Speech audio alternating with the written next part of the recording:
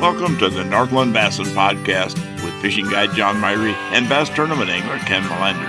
On the Northland Bassin Podcast, we cover everything bass fishing for both largemouth and smallmouth here in the Wisconsin Northland and all across the northern tier of Midwest states. Well, Ken, here we are.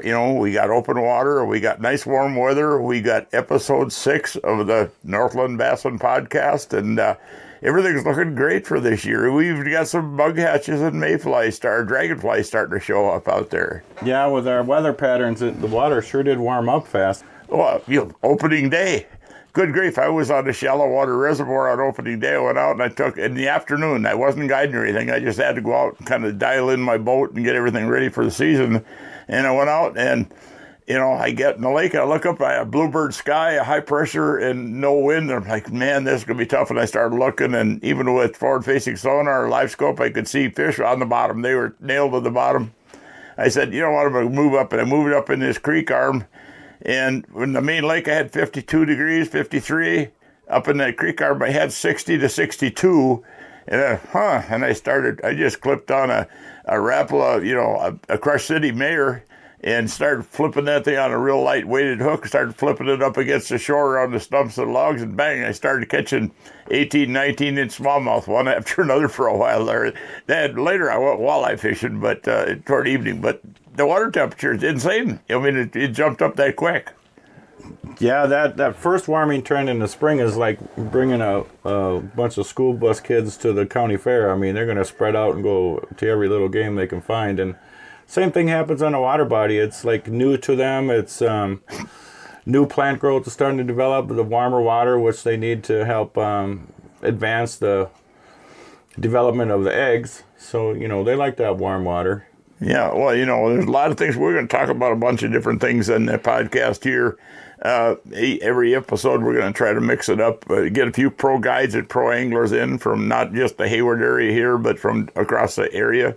I mean, I had a chance the other day to talk to a pro guide and pro angler, Billy Rosner, who's a very interesting guy. He grew up over around Land Lakes, Minnesota. I think he told me his grandpa or great grandpa started the first resort over there, and and he's a fourth generation guide, but he fishes here out of Minong area up by Hayward, and then he also guides up around Lake Vermilion. And he's an interesting guy to talk to. Yeah, I met Billy Rosner a few years ago. He's a really diverse angler. I know he spends a lot of time on small current bodies of water after smallmouth, and so he's a pretty well diverse angler and got a lot of experience. He spends a lot of time in that Vermilion River up there, and then he fishes the Togatak River here in Nemacagan. And anyway, he was up here. He lives up here, and a week before opener, I know one of his friends and my friend, I know him but Al Linder was over here. I mean, Al used to come over here all the time, and he come over here to fish with Billy, and then they had an interesting story about, where they did find the bass eventually during that day, and it was a pretty interesting thing. I want to run that interview right now, and we'll come back and we'll talk about, what we found and, with comparisons, what he sees compared to what we see sometimes, and some things are universal, some things aren't. Yeah, every water body is a little bit different, whether it's eutrophic lake or metamorphic lake. The transition of the age of a lake, the bass and even smallmouth position differently on each one of those lakes. So it's nice to have different areas of the Northland, some information on some guys that spend a lot of time on the water, get their opinion on, what's going on the lakes. And so when you get to a specific water body, you can kind of like check those spots right away and then see if they're there. Then, hopefully by listening to a lot of podcasts, you'll get a lot of information, so you don't spend a lot of time looking. You can just learn about a body of water and transition to different seasons. Oh, yeah. You need to be versatile enough to change, to do things different sometimes. If you just fish memories all the time, usually you don't win. Usually you lose it just because you might get lucky and fish that same spot year after year and catch fish, but every year is different, and that's the challenging thing I find about fishing is that there's no cut and dry thing on it. Everything keeps changing. Yeah, prime example. Okay, last year's ice out was, probably end of March, and then this year it's like 2 weeks before the season. Well, anglers coming up into the Hayward area going to fish this year, they're fishing last year's spots, and I talk to them and they're a little frustrated, and I just, well, if you're fishing 10 feet, now fish 5, or if you're fishing 5, fish 2. Yeah. You have to fish water temp, and then the time of year to get the majority of where the fish are. Well, let's run that little short interview I had with Billy when I met him up at Hayward Bait. We kind of met up together and had lunch afterwards. But let's run that short interview now, and we'll come back and we'll talk more about the bass fishing up here and maybe some of the stuff that Billy pointed out. Yeah, look forward to hearing what he has to say. We're talking to pro angler and fishing guide Billy Rosner from up by Minong. He guides and fishes around the Hayward area lakes, but he also fishes and guides over around Lake Vermilion in Minnesota. And Billy, good to have you on here on the Northland Bassin podcast. Thanks for having me, John. I know you do some bass fishing. I mean, Vermilion over there, you grew up in Wisconsin, you did bass fishing. Largemouth bass fishing is pretty good. Smallmouth fishing is spectacular in just about everywhere. It is, yep. Vermilion's known for its smallmouth, that whole Crane Lake area up there, good smallie fishing. It's actually good largemouth fishing, too. And largemouth, I think people kind of underestimate how good a largemouth fishing we have around here, too, and the size of some of the fish. So largemouth fishing, I've actually been doing quite a few guide trips for largemouth, even versus smallmouth, which I find interesting. Well, and if you look at, I'm not talking the big pro-level tournaments, but I'm talking the average club tournaments, the small tournaments. You can move farther south, quite a ways to get down way south. And the average weigh-in is going to be somewhere in that 20-pound range for a 5-fish limit. And you can find the same thing up here almost. You just don't have the opportunity for those 10, 11-pound fish that you do down there as much. Right. No, right, exactly. But, like most of these tournaments, the bass ones, you can do the largies and smallie combos. And, you get into some of these bodies of water where there's a 2.5, 3 pound average with a shot at some 4-pounders, and even 5, and then a few 5-pounders in there. It's pretty darn good fishing. Well, in largemouth up here, we've got so many lakes there's actually probably more waters that have largemouth, and there's actually some little tiny water lakes and stuff, and some bigger lakes. Just so much all the way across the whole Northland here that's got them. Yes, yeah, there's a largemouth just about it. If you drive down the highway and you see a 50-acre pond or 100-acre little lake, odds are there's largemouth in them. You were mentioning the other day you were out with Al Lindner, who was up here in the Hayward area, and you guys went after smallmouth, and the water was just so cold, the fish were on the bottom, and they were uncooperative. But then you got into another lake, which you didn't expect, and you found, largemouth, lots of them up real shallow.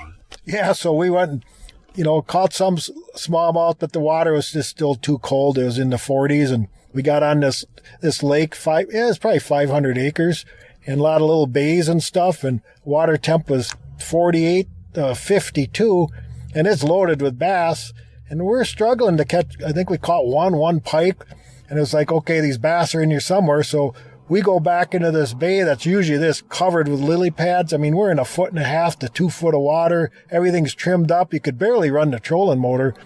And the best way I could describe this, it looked like you're on the moon in these craters, these big open holes in there from the lily pads. And we're pitching like half-ounce jigs with a skirt and like a crayfish body on it. And I don't think it would have mattered what we're really throwing as long as it had some kind of plastic on there.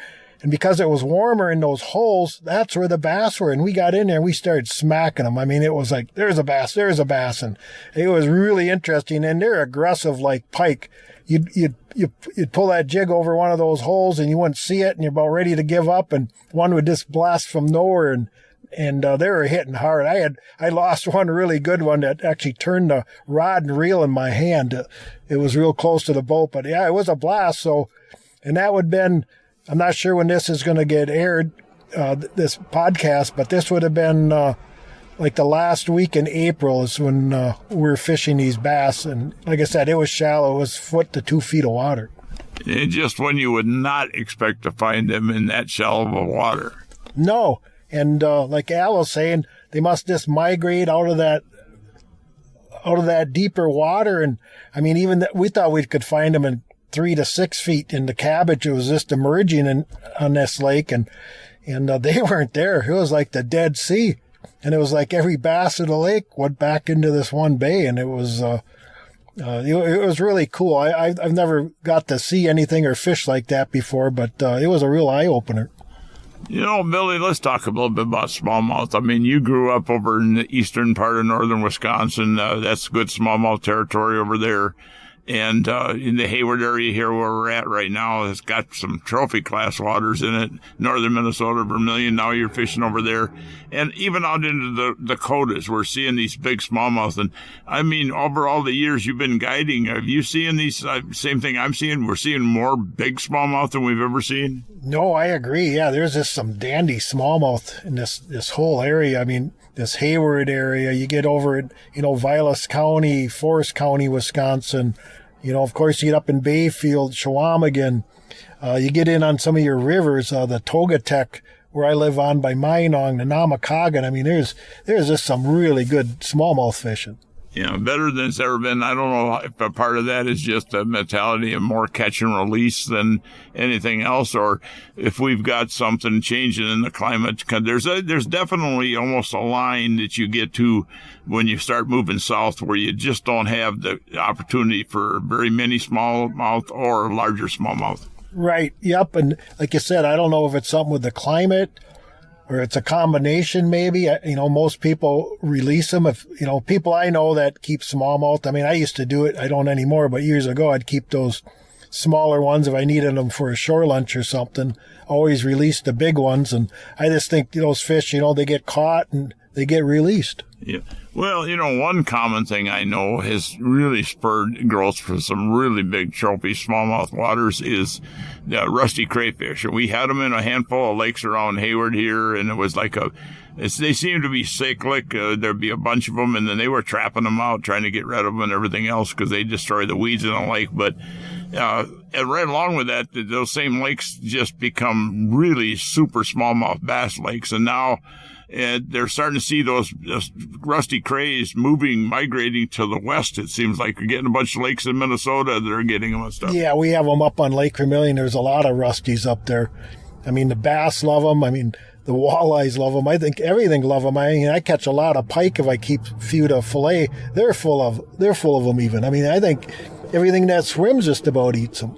Yeah, and they grow good. It's all a lot has to do with forage and food.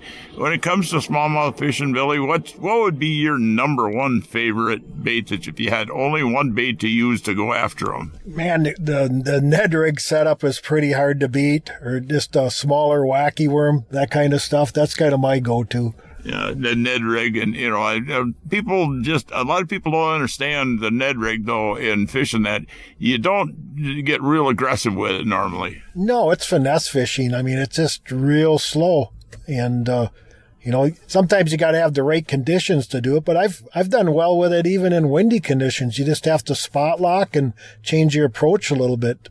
Just basically almost just drag it across the bottom is what it's really slow. Dragging it, maybe popping it a little bit, and just letting it sit still for a few seconds even. I mean, it's another tactic that the fish will tell you how they want it, but like John's saying, it's pretty much a slow retrieve.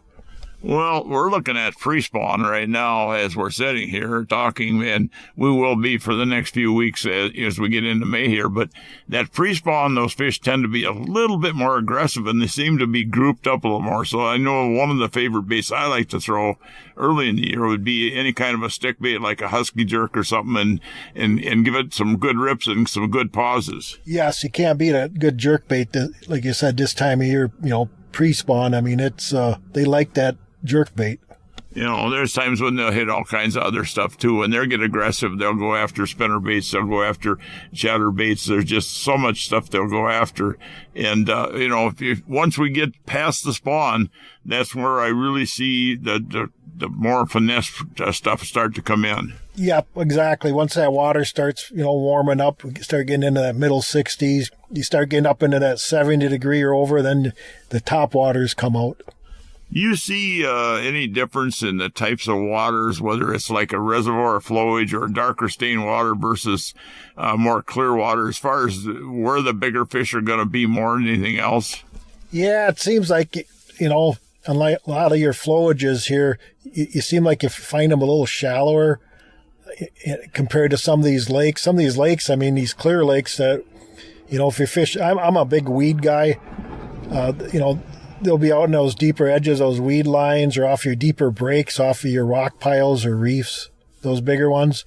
But, then if it's a low light day or an evening or early morning, those bass will go up on top of that stuff to feed too, just like walleyes. Up on the flats above that stuff. And like you mentioned, the flowage reservoirs or any really stained water, shoreline stuff, docks. I mean, I've had guys tell me that, they fish them like largemouth in some of them lakes because they're up underneath everything and close to shore. No, that's a good point. Up on Vermilion, too, there's a dock bite for smallies all season. They love docks, that little bit of shade or swimming rafts.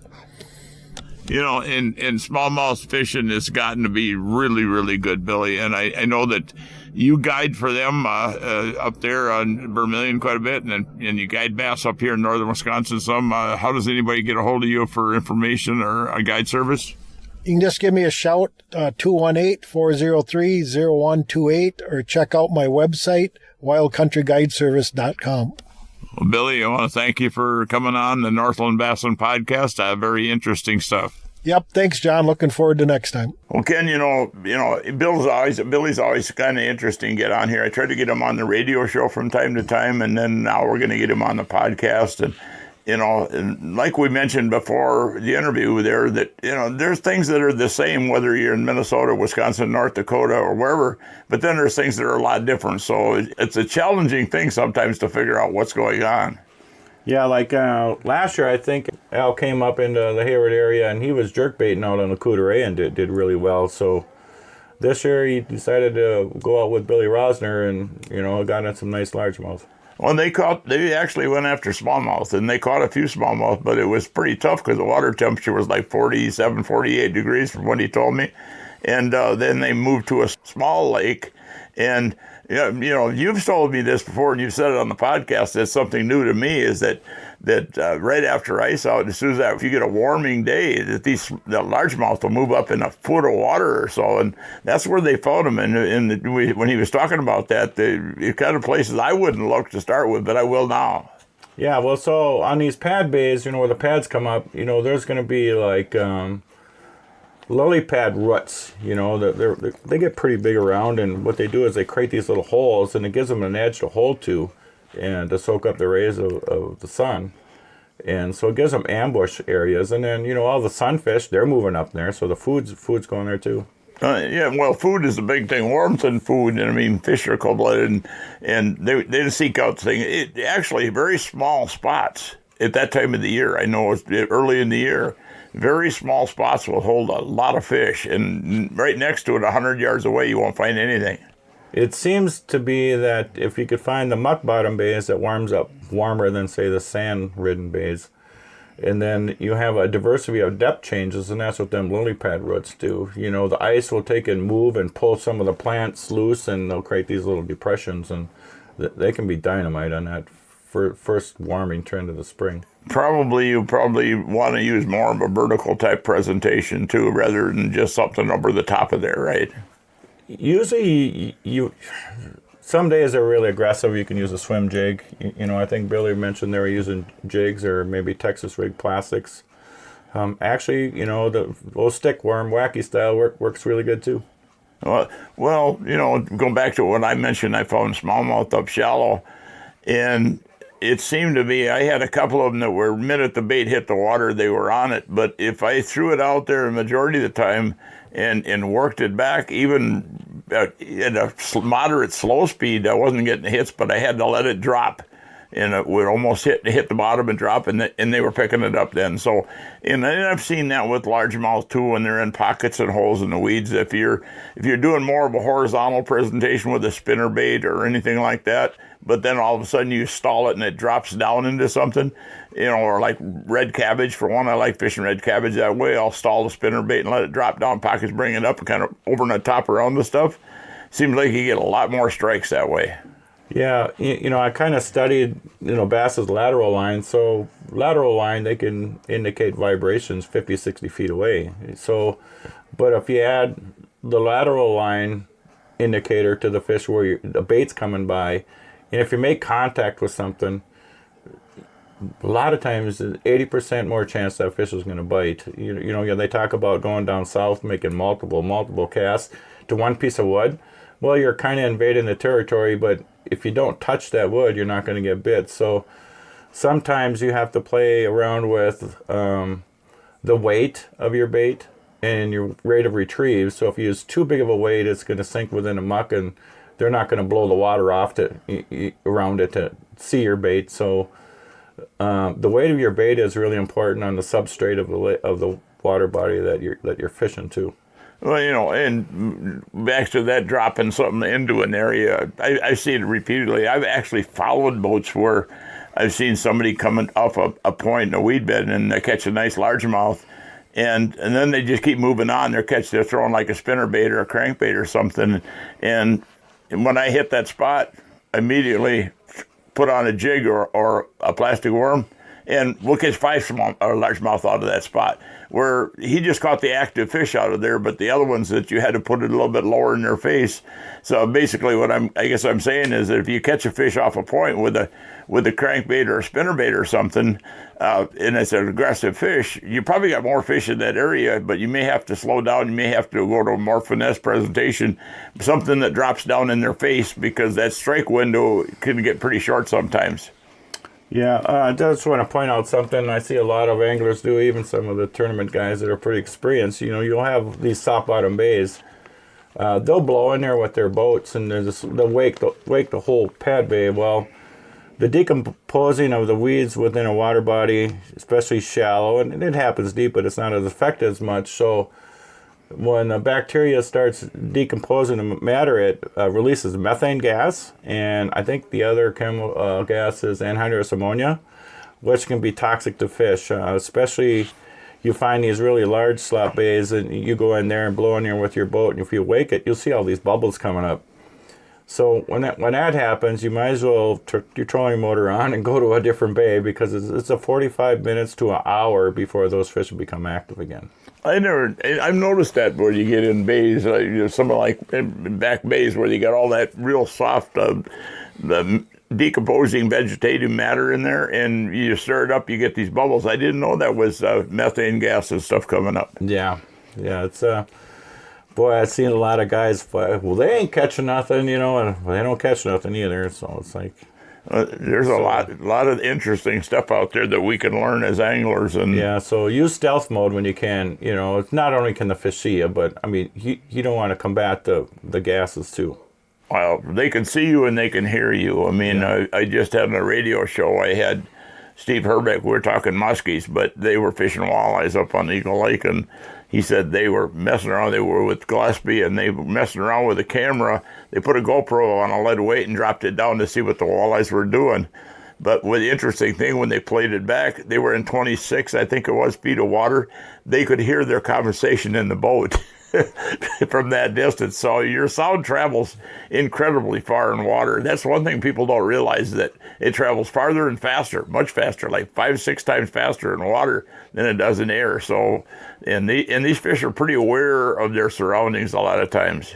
Yeah, back in the club days, we used to rent a pool during the wintertime and do a lot of experimenting with different baits. We, of course, got to take the treble hooks, but, you know, we had a few 10, 12-foot PCV pipes that we'd put in the water and really tell the difference between different types of rattle, how loud it is actually, and then even taking them on the boat. If you're down there putting your rod, say 10 feet on a jig with a rattle, and then you're just tapping your rod, and you put the PCV pipe down there with the end tape so it doesn't fill with water, but you can hear your rattle down there. And so all you're doing is tapping your rod. Oh yeah, sound can be a friend to you out there in the water, but it can also be your worst enemy as far as chasing fish off. I mean, literally little things you wouldn't think of. I can think of one time we were on a pot of walleyes in 12 feet of water on the lake, and I had guys in the boat as a guide, and that back when we used to have the plastic lids that made by Temperance on the live wells, the boat companies were using them. Mm-hmm. And he threw a walleye in there, and he kicked that lid shut. When it hit the bottom of the aluminum boat, like that, I literally watched that locator. Everything underneath the boat disappeared. They were gone. I mean, that was the end of that bite real quick. Yeah, and another pointer for especially going shallow. Boy, brushless trolling motors has put way more fish in the boat than the old ones because there's a lot of noise going through the water column.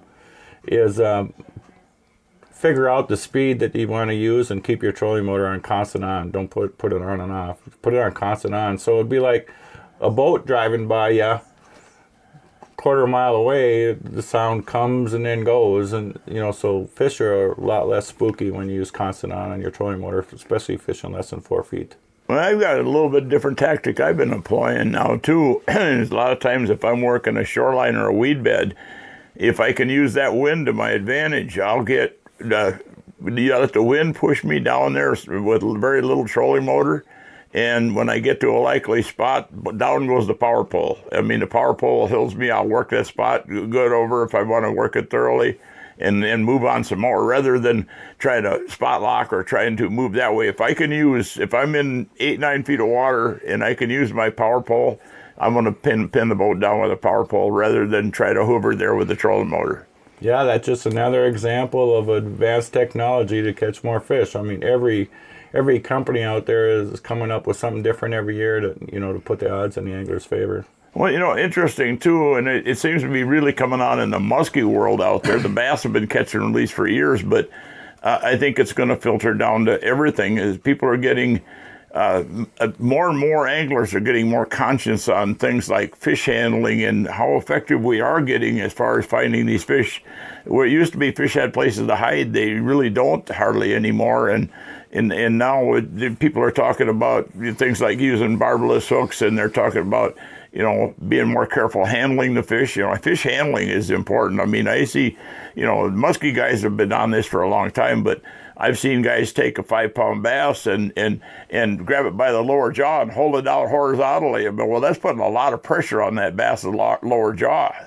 It ain't really bad as long as you don't twist the fish. Don't twist them. If it's they seem to have a pretty good jawbone. They develop a lot of different muscles than some of the other species by crunching crawdads all the time. So if you'd go to, say, Vermilion or Leech Lake and their crawdad crunchers, their teeth, you catch 50 of them and you're lipping them into the boat, and you're bleeding by the end of the day. We don't have a lot of that really aggressive teeth on the bass right around here, but when you get on them crusty lakes, yeah, they're like that. Well, yeah, the other thing too, as I see, there seems to be a big thing now, and social media can be a bad thing, I think, for fish sometimes, because it becomes down to the pictures we got to have for social media. And the one thing I'm seeing a lot of is these guys trying to hold 4, 5, 6 bass up or fish up at the same time. And, 1 or 2 of those fish always winds up getting dropped. They're on the floor, they're flopping around, scraping scale off, Slimeness on the fish is protective. I mean, I did a radio show thing in a podcast with Spence Petros, and Spence was telling me once that they had back when the old days of Fishing Facts magazine, they had an actual little stream inside their showroom, and they stocked it with bass, and he was messing around trying, see one bite, and one of them broke a hook off on one, and he went in the next day, and he said two-thirds, I think it was, of the bass, to see if they had, caught them and netted them and grabbed them to see if they had the hook in them. And he says a few days later, every one of those bass was dead. And he says, you could actually see his handprint from his dry hand where it affected the slime. So the least we handle a fish, I think, the better if we're talking catch and release. It's not just catch a fish, and it's going to survive automatically when we put it back. Yeah, there's products that are offered out on the market in regards to... They take ammonia out of the water, and they do help heal a fish that's been damaged on the outer side. There's a few different products that a lot of tournament anglers put it in their live well. And that has increased the survival rate into like 98% with the tournament anglers. Let's talk a little bit about presentation for smallmouth. I know Billy on the interview was talking quite a bit about some finesse presentations, and that seems to be like a Ned rig seems to be a really big thing coming on for the last several years. And the fact is, it catches fish. It catches all kinds of fish. I've had guys, I've caught walleyes on it. I've had guys tell me they can catch more walleyes on that than they can on a jig with any other kind of plastic. So the Ned rig has actually been around for, ever since I started fishing. So all it is an exposed hook. So the Ned rig, they decided to, call it that because they put a flat end on the hook to help it give it a little swirl glide to the bottom of the lake.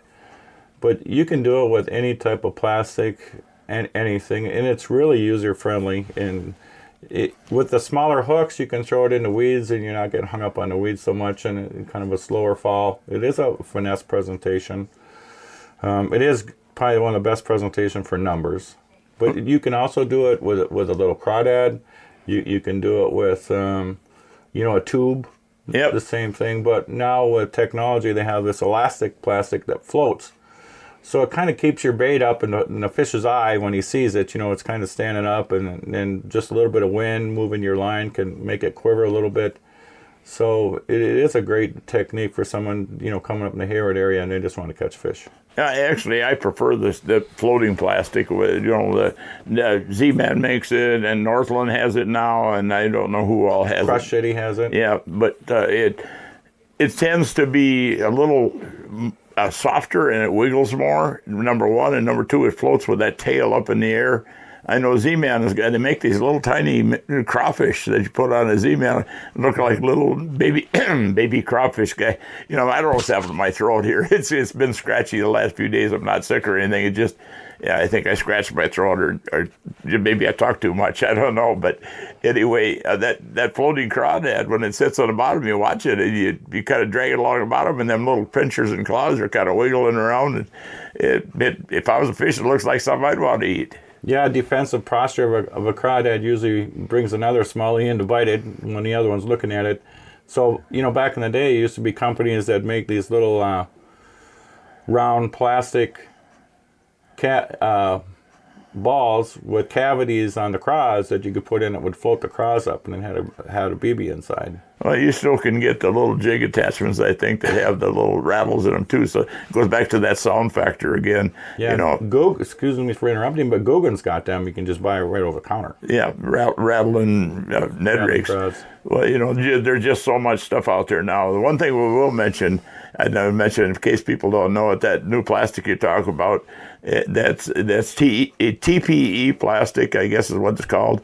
If you buy that stuff, make sure you do not put it with your regular plastisol or your regular twister tails and that stuff, because if you do, you're going to wind up with a big ball of goo. I hung a musky bait that was made out of that. It was hanging 6 inches from styrofoam sheets on my shop wall, and it turned the styrofoam in that spot to goo, and the bait turned to goo just from the vapors between the two. That's probably the best point you can bring out, especially at the cost of baits nowadays. Even putting it next to a topwater, it's like I got in a hurry and I just cleaned off my boat and ended up putting it on a $25 pop iron. And I go, holy mackerel, it melted right into it. And well, now I have a wounded bait. Maybe I'll catch more fish with it. Well, regular soft plastics can affect paint jobs and plastics on other hard lures too, yes. But this new stuff is the best thing for that. And I think Z-Man even tells you their packaging is designed for that purpose, to keep it safe. You leave it in the package. And you'll wind up reusing that stuff many, many times over. In fact, it just almost seems to be indestructible. Yeah, and then I'd recommend bringing some little fishing glue with, because otherwise, it just tends to fold back on your hook. So if you super glue it in there, you can probably catch 50 fish on the same bait instead of spending time pushing it back on your hook. Oh, it's a trick getting it on the keeper on a jig. You got to actually grab it and pinch it between your fingers and stretch it out and pull it up onto that thing. It's so resilient, but it's still soft and flexible. But, that's one presentation we got out there. And, drop shot was another one that was a huge one. And now they're finding out we're seeing more people talking about fishing walleyes with it and panfish and everything else. It's so effective. It puts the bait there in front of the fish, and you can kind of leave it there and shake it in front of their face. There's other things too, shaky worms, just a bunch of different things designed to leave it right in that strike zone longer. Yeah, and then there are other options too. That same type of plastic, you can put it on a three-way swivel. Let's say you're new to a lake and you don't understand really what's going on. You don't have great electronics on your boat, so you want to find where the rock ridge is on the outside of a weed line. You can do a three-way swivel and put like a 30 to 40-inch leader. You can use a dead rig or plastic, anything that kind of floats, and you can just troll along and just wait to get bit. You'd be surprised what you catch doing that. Yeah. Well, a lot of interesting stuff we've been talking about here. This episode is just, we're going to try to get, I know I got one thing with Bro Brosdahl. We're going to be running on one segment from over by Grand Rapids, Minnesota, over that way. Bro guides, and he's felt pretty well-known guide over there and pro angler, and we'll be running him on one of the segments, and we're looking at trying to gather interviews with a bunch of different guys, and we're just trying to put out there as much information as we can, and not only the quality of the bass fishery in northern Wisconsin here, but all across the northern tier states, but the fact that, it's not all walleyes up north. We got great bass fishing.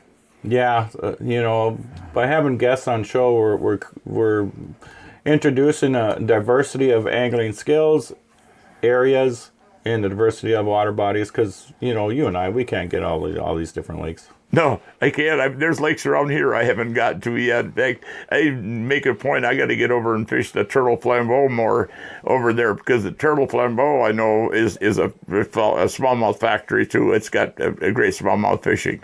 Biggins. Yeah. So Lac de Flambeau is really good too. Fence and all those other lakes. Yep. And you've just got La Coudray and Grindstone, and Round Grindstone is fantastic. And in numbers wise, some of the flowages, Chippewa flowage is really good.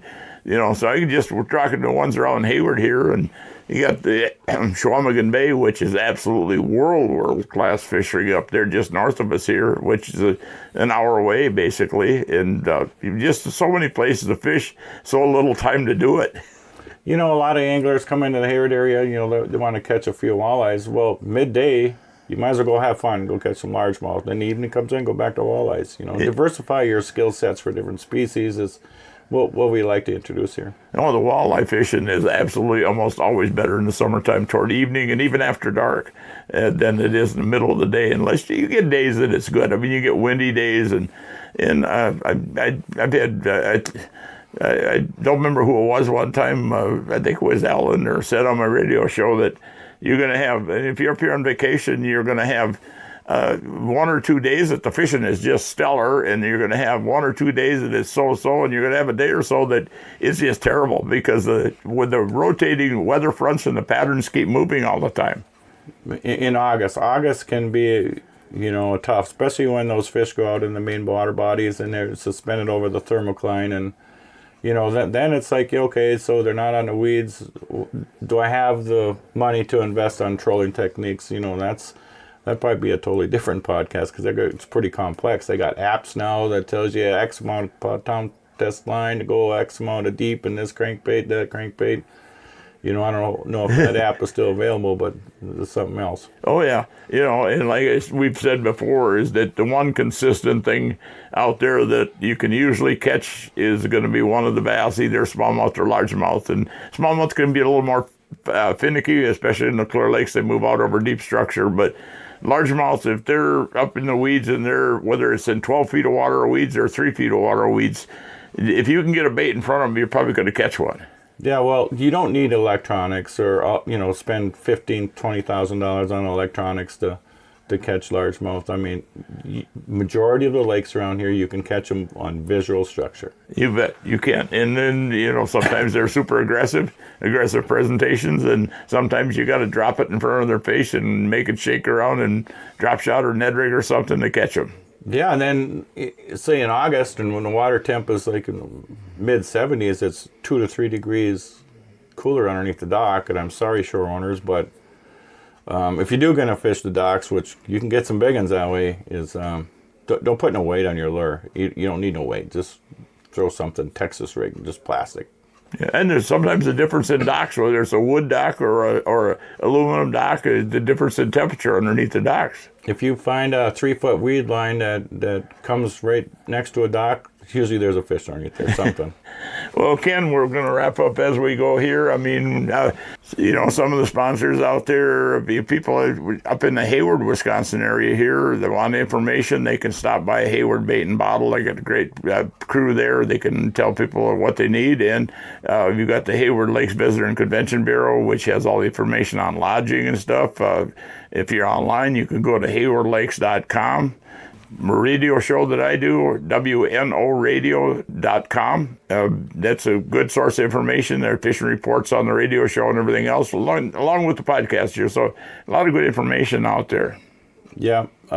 Just last week, we went live with a link on the Hayward Lakes Convention Bureau. So on that website, you can go on there and listen to previous podcasts too if you like. The Northland Bassin. Well, folks, we're going to wrap up this edition of the Northland Bassin. I hope you enjoyed it. If you enjoy it, please subscribe to the channel, and you can leave comments if you got questions, and we'd be happy to answer any of your questions about bass fishing. Help you out, catch a few more fish if we can. Or if you, even if you just wanted some details on some specific techniques, for your body of water, we'll see if we can do it to assist you in giving you some ideas. Well, thanks a lot for listening, folks, and thanks, Ken, for coming out here to my office and sitting down, and we'll be back again another couple of weeks with another podcast. All right, thanks, John, and everyone, good luck fishing. And we'll see everybody out there on the water, guys.